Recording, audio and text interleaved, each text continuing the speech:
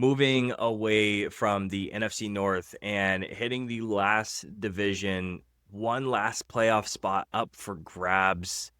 For me, at least, it's the 4th seed is left. This division's bad, but for some reason, I have a lot of wins coming out of this division, and it kind of bugs me. And there's 2 reasons. For one, I'm incredibly biased, and 2, the other team is really hard to gauge. But in 4th place, the team that's really not that hard to gauge at all, going 2-15 for me at 14th place, probably the worst team in the league, even though they don't have the worst record, the New Orleans Saints.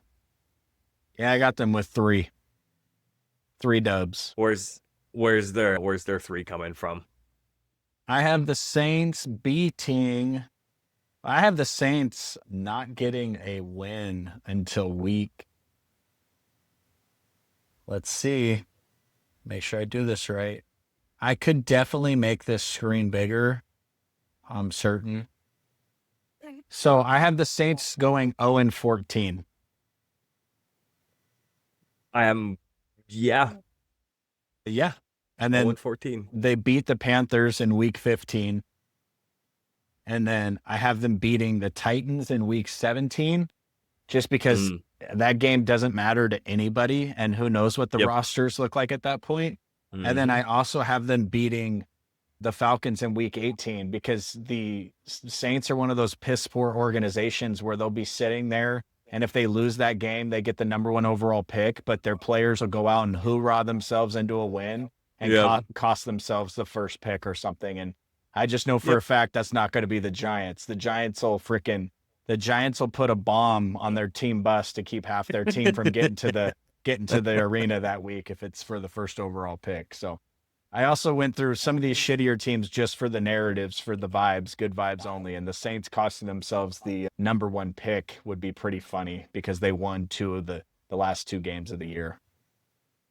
I gave them the loss that week 18, mainly because I have the Falcons trying to fight for a playoff spot still. Ultimately not getting it, but that was kind of the narrative I was kind of playing off of. I went through those bad teams, and I scrolled all the way down to week 18 to see if I can hand any wins out.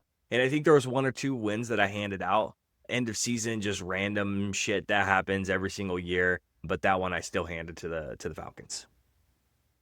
Fair enough. Ultimately, I don't think there's a lot to say about this team. This team's bad. You're at least getting a little bit of a reset with Derek Carr out.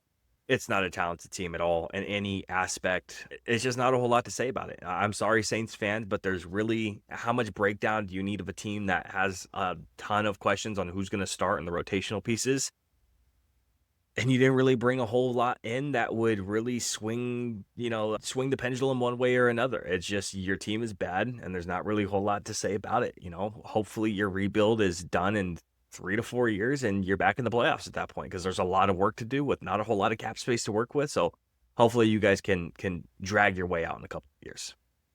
Yeah, I mean, I wouldn't be surprised if somebody hops in there before the trade deadline and pries Chris Olave out of there, because I think that's possible. Do they really want to look at pay that guy where their path is? I mean, I think he's worth it. He's a good wide receiver, but they are years away at this point. So I think that's, for organization standpoint, I think handing him away is the best chance you can give yourself. Moving on to the 3rd place team. Where'd you have your boy at? The Carolina Panthers is the 9th seed. I'm sorry for putting them at 10-7, but I gave them 10-7. Oh my Christ, 10-7. We are so far apart. It's not even funny. I can't help myself. It's just, I see Bryce Young and I see what he does on the field at the end of the season. I'm just like, it's here. He's doing it. Oh my God, he's the next Mahomes. He's second coming. It's happening. And then I see what they add onto the team, and I'm like, okay, they could win some games here. And then I start clicking through shit, and then my bias starts to kick in, and I'm like, maybe I should reel it back. And I'm like, no, I'm not going to reel it back for the 2nd year in a row. I'm just going to cast it again on Bryce Young 2 years in a row. Hey, 10-7, missing the playoffs. I had them winning the division last year, so I did reel it in a little bit. You remember last year? Do you remember last year? You texted me like, hey, excuse me, how the fuck do you have the Steelers making the playoffs? And I was like, All right, let me redo this. And I neutered the Steelers to only get like 5 wins. I shouldn't have listened to you. You don't know what you're talking about. Let's run through this. I'm excited because I got the Panthers winning a grand total of how many wins? Count them on one hand, and you don't need all 5 fingers. 4 dubs. Let me put it in front of my camera instead of yours. 4 dubs. So, okay. week 1 against the Jacksonville Jaguars. Carolina. Okay. Week 2. Carolina. No, okay. We disagree there. Week 3. Carolina. Okay, we disagree there. Week 4. Carolina. Okay, we disagree there. What about week 5, 6? 5 and 6. You got to beat the Dolphins or the Cowboys? I have the Cowboys winning. I have them beating the Dolphins. Okay, do you have them beating the Jets? Yeah, I agree. Do you have them beating the Bills, for God's sake? Are they beating the Buffalo Bills? Are you sure? I thought about it. No, I didn't. I'm super excited. We're going to gain more subscribers after this, and it's all going to be Carolina Panthers fans because you're the only podcaster on the internet that has them winning 10. And it's going to be Chicago Bears fans because they're not going to know whether to hate us or love us because we predict 11 wins for them and they don't make the playoffs. Okay, let me ask you this. Are they beating the Packers? They are not. Okay, thank God. So then they beat the Saints. Yep. Are they sweeping the Falcons? No. Do you, by any sense of the imagination, think that they are going to San Francisco and beating the 49ers? No. Okay. Are they beating the Rams? They are not. Okay. Are they beating the Saints again? They are. Okay. What about the Bucks? They are. What about the Seahawks? They are. What about the Bucks? They are not. Ladies and gentlemen, our viewers out there, I would like you to know ahead of this prediction, as a disclaimer, we do not drug test on this podcast.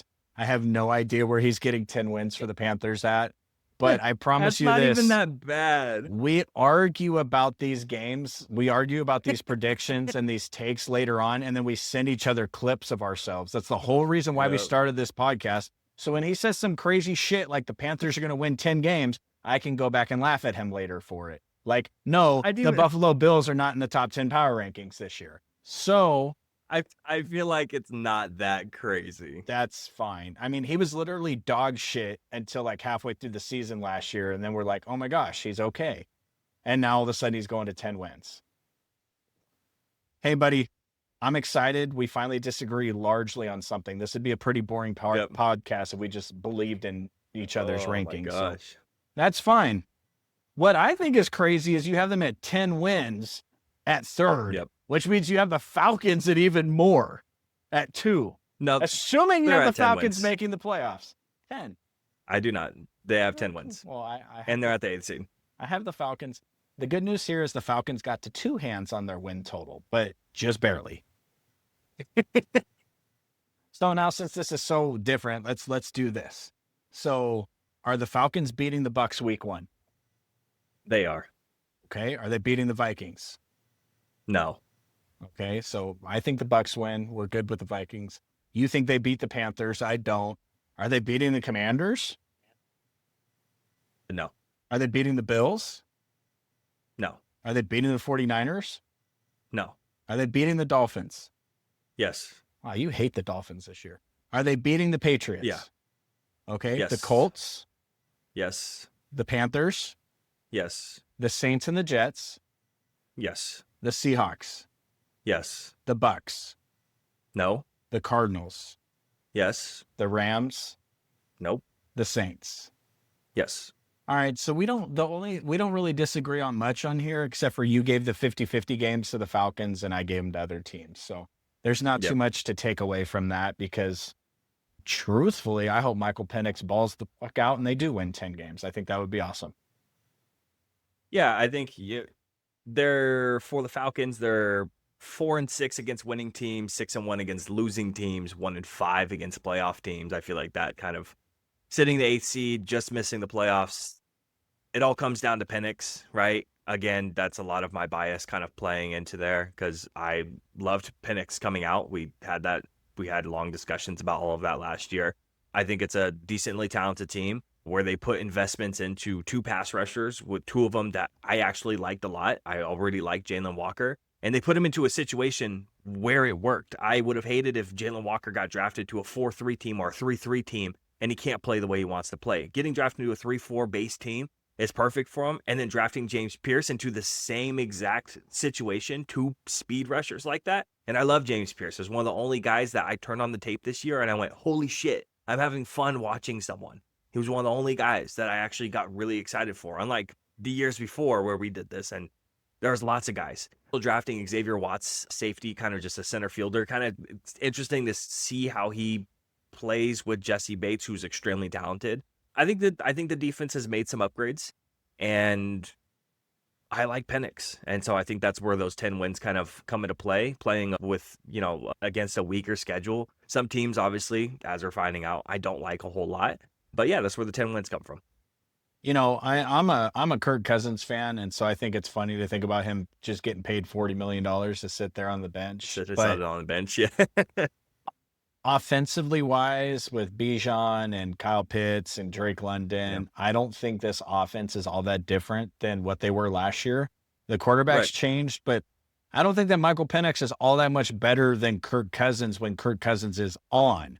I just think that Kirk Cousins, that faucet shuts off very quickly sometimes. So maybe they get a couple extra wins that I'm not budgeting them for here, but so I can totally see Would you give them those wins if I told you that Easton Stick was also on the roster?